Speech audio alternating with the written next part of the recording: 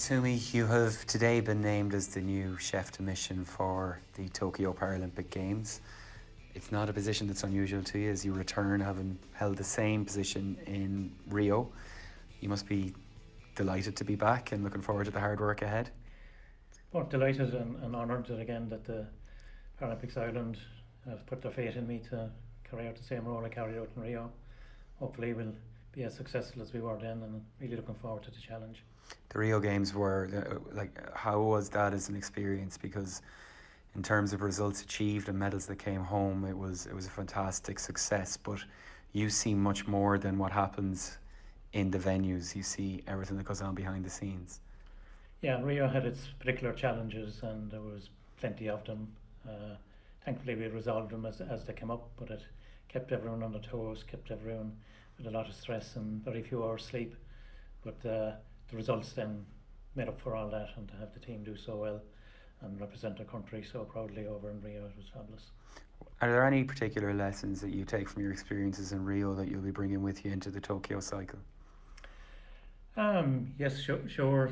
The knowledge that I have picked up there on all the issues around logistics and planning ahead, we'll be getting involved and looking after those very early on in the next 2-year programme. The fabulous team that I had around me then, some of them are gone, some of them are still here. We'll be trying to rebuild up that same team, looking after each other element that we had there, and I think that's what will get us through. And of course you'll be very familiar with several of the athletes, so will that make life easier for you as well? Yes, it does. I know them, they know me also, so they know how much they can get away with and they won't try too much on. But yeah, they're a great bunch. They know that I'm there to do my best for them in everything that I do. Mightn't always be able to deliver exactly what they want, but I'll certainly try my best along with the rest of the team in Paralympics Ireland. Your own background then, Dennis, you're a Cork man, which obviously means that you have a superiority to the rest of the country. So tell us a little bit about your own career in sport particularly. Yeah, well, I suppose starting off I would have been a hurler, played up to under 21 level. Then I started on the karate and became a brown belt, and had to give up then because I was working offshore and couldn't train at the same level to keep it up. Took up running then. It was not a team sport, but got stress fractures running marathons and decided to take up the bike just to recover and less pounding on the body, and fell in love with the cycling. That got me actually introduced to disability sport because I joined a group called the Blazing Saddles, who were a fundraising arm of the National Council of the Blind, and on the trips we'd done around the world we always had a number of visually impaired people on tandems with us. And in forget my years now at this stage. In the 90s. In the 90s, yeah, 99, I was asked to pilot for a chap called Joe Bollard from Bray, who was totally blind, on a trip to Thailand. And suddenly the tandems, from being a couple of hours out the road behind everyone else, we were up with the lead group of cyclists every day. And that led to Sean Kelly asking us if we would accompany him on a cross America trip in 2000. We cycled from San Diego to Charleston and South Carolina over 25 days, again raising money for the National Council of the Blind. But Joe and myself on the tandem were there kind of flying the disability flag to a certain extent, but it also then exposed us to, for us, the next step, and that was competition, and Paralympic Games was the ultimate in that, so that was our aim and drive after that. Thankfully I qualified as the pilot for the Athens Games in 2004. With Mark Keogh on the back, and we had 2 pilots. Ian Mahan piloted on the track and I piloted on the road with the one athlete for the back.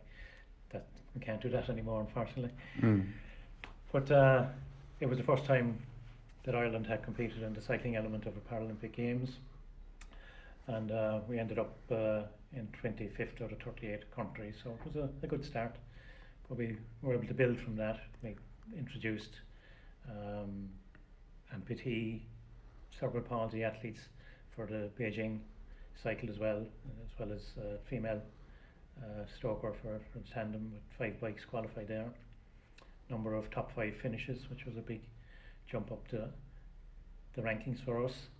and then led on to qualify 7 bikes for the games in London, where we came home with 5 medals, and that was unbelievable over 2 cycles to jump from a single bike qualified, finishing 25th, to 5 medals, including 2 golds at the London Games. So you've experienced the games from both sides, from the side of the athlete and the side of the administrator. How do those experiences compare, and how did being an athlete prepare you to be a chef? Yes, I suppose all the experiences leading on from both the athlete and the cycling manager position that I held for Beijing and for London, I had the knowledge of the needs of the athletes. Having been in that, I could see where we needed to progress with regards to support around sports science and medicine, strength and condition and things like that. And I was able to, as manager then, to try and build those extra supports in for the team at that stage. And then when I got the role as the chef de mission for Rio, I also knew what the requirements of a sports manager were going to be and what their demands were from me as a chef, as well as what the athletes' needs were going to be, and left me in a much better position to respond to those requests and those needs and try and second guess before I was even asked a lot of the things that they wanted. Your experience as an administrator in sport is extensive as well. What positions have you held outside of the circuit? Too many probably to mention, everything from a club administrator, being treasurer of Tandem Cycling Ireland, to being president of Cycling Ireland. I also treasurer of the European Hand Cycling Federation, and I've just recently been appointed to the European Cycling Union Paracycling Commission, which are having the first meeting this coming weekend. And what do you see as you start in your new role for the Tokyo Games? What do you see as the challenges that are involved? Always financial resources are probably the biggest one, and then people resources are the second one, and they're probably kind of linked, because the more money you have, the more manpower you can purchase and buy.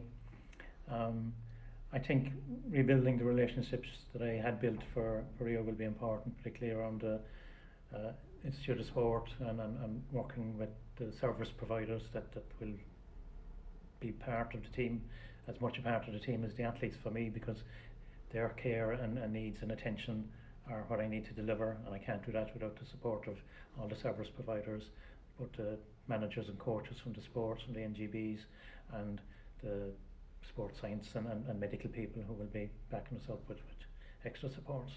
And have you ever been to Japan before? Will this be a new experience for you? No, this will be the first. I have a big map of the world on the wall at home. My daughter gave me a new scratch off the country, so Japan is going to get scratched off fairly soon. I plan to visit over there. That's the last one, is it?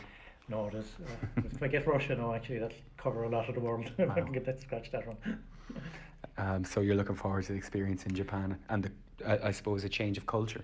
A complete change of culture, and that's probably something I'll have to really learn on the trot, is dealing with the Japanese culture and how best to manoeuvre around them to get what I want out of them.